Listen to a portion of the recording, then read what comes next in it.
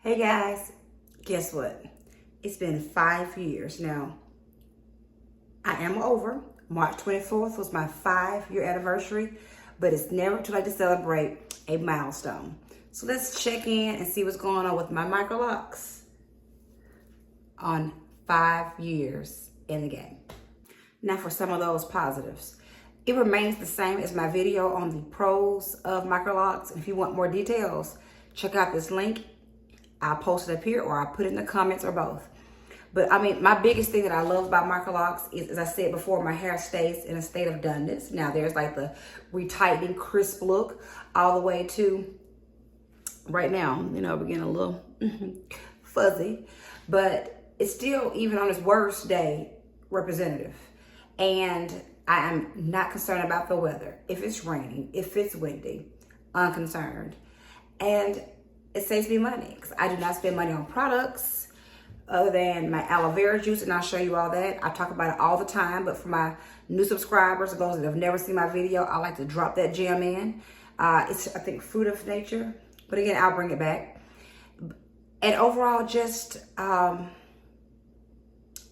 ease along with the polished good look. So now let's get into those cons.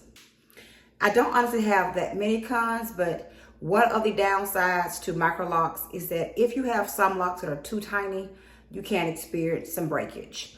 I have soft fine hair, so again, my journey is not necessarily everyone's journey, but there are definitely some of my locks, and if I get a chance, I'll bring back a couple that I kept it for you all, on where I may have a lock that, for example, may be thin. And that lock may have an area, and I think this is the one that I tried to grab. Let me show you. This area is a little weaker. It's hard to tell with the camera, but it's a little looser right here. And sometimes, you know, they'll tell you, like in the locking process, you may have some locks where it may have been that your loctician didn't do a full rotation in that section, or just for whatever reason, how the hair locked. It creates weak points. And so you can have these moments where you may lose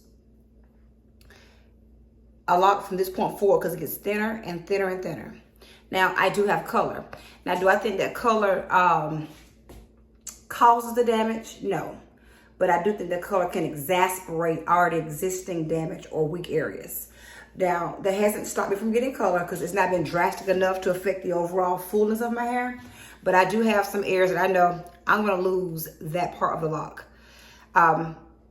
But again, so Microlocs, the con. If you get Microlocs, I recommend getting some that are thick enough to be solid, but small enough that you can still get that overall look.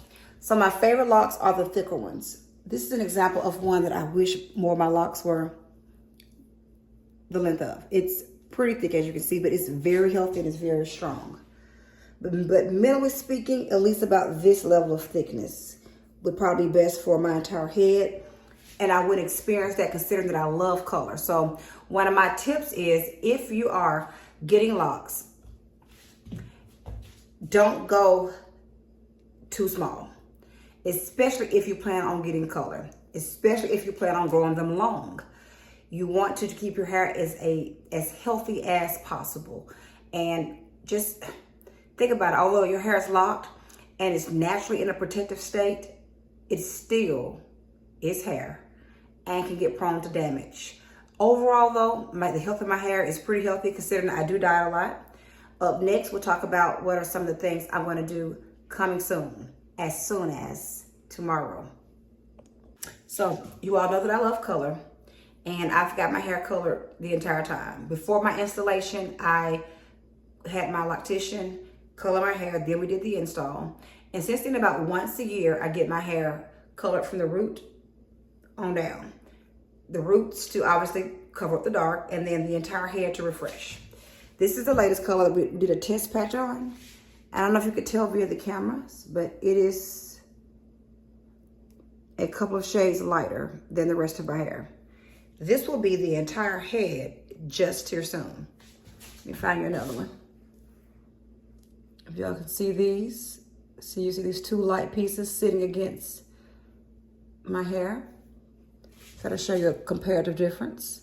So it won't be drastic. Well, the most drastic part probably be that my roots will be back light, but it's lighter than the rest of my hair. Go closer. Now, we did a test patch for 2 reasons. One, we wanted to make sure that my locks wouldn't open up. And I can say I've seen no difference in the colored locks, the newly colored locks versus the honey blonde.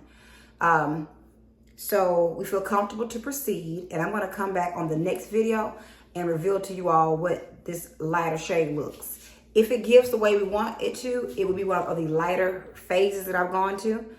So I'm excited about that. Up next, I'm going to give you another look at my hair before we get that color, 360. So let's go back. See, this is my hair. Gonna come forward. So this is what we're given. The longest pieces do hit my bra strap, but that's not the majority. So I guess in the year 2024, I expect for more of my hair to be hitting the bra strap length versus some pieces. Yeah. My sides are shorter. I still have some pieces that are really tiny. See these? But these were very tiny because some of these were literally only like this big when I first got my hair installed, my locks. But yeah, that's what we're looking like. Again, another view. Now when I want it fuller, I do a braid out, and that gives me a nice, healthy look with fullness and just a little bit of pizzazz. So 5 years in, what are some changes that I've seen my hair go through over the course of the time? Well, if I was to take it from the beginning, for those that are considering locks, what has 5 years done for me in my journey? Well, when I first had my locks installed, they looked more like little mini twists. They were very tiny.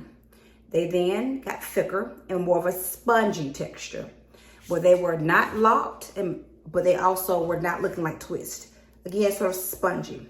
And then that turned into, my ends were still curly. And then eventually my ends became frizzy, almost fried looking, gotta be transparent. And then the ends locked up and my hair got, for lack of a better word, fatter. My locks literally expanded. And after they expanded, the next phase where they started to become tighter. And my ends were still, they were a mixture of curl ends and locked ends. And now on the end of my journey, they're somewhere in the middle. They're not tiny like they were in the beginning. They're not fat like they were midway through. They are simply medium. But my ends, and it could be the color, opening them up slightly, are all the way curly for the most part. If you can see, I have loose ends. So when I tell you that you cannot predict your journey, I have had closed in, loose ends, fried and frizzy looking, back streamline, and everything else again. You can see here, same difference. Even on these ends, some ends, there's minimal curl left out, like this one. It's about this much and that's it. But that's one of the things, and some people say, well, how do I get those curly ends? One, I can't give you a perfect formula.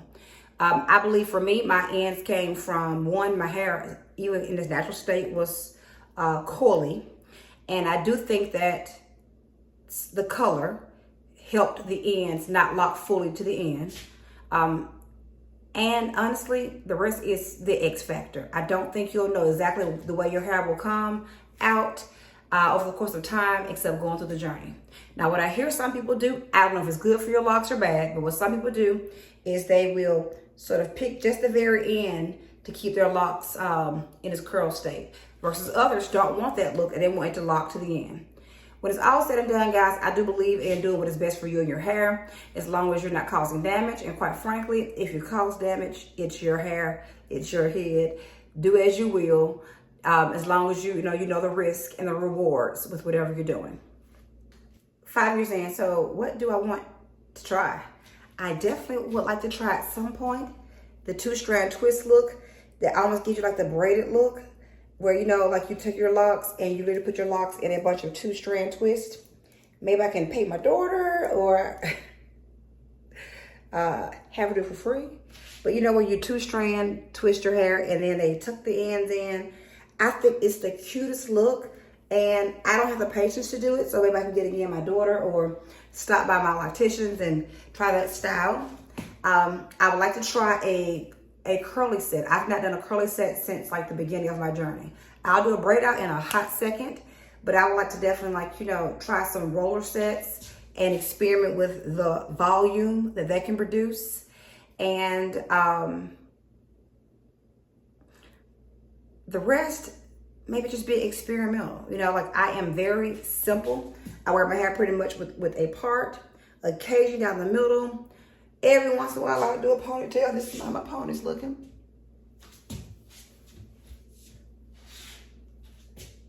Sometimes I'll do a half up, half down, but I don't go too far from the norm. So I think 2024, in my 5-year anniversary, it's time to experiment with some styles, guys, and get back to you on what that looks like. I hope I've answered most of your questions that you may have had about my 5-year journey. I'm gonna make sure I sneak back in the aloe vera juice, the brand that I use. But please, in the comments below, put what you would like to know that I haven't shared. And if you have things that you would like me to consider discussing, I would love to know. And thank you for riding with me on this journey. I know I'm not always as consistent with posting like I need to be, but you know, full-time job, daughter with a busy life. But when I can, I try to hop on to update you all on my journey.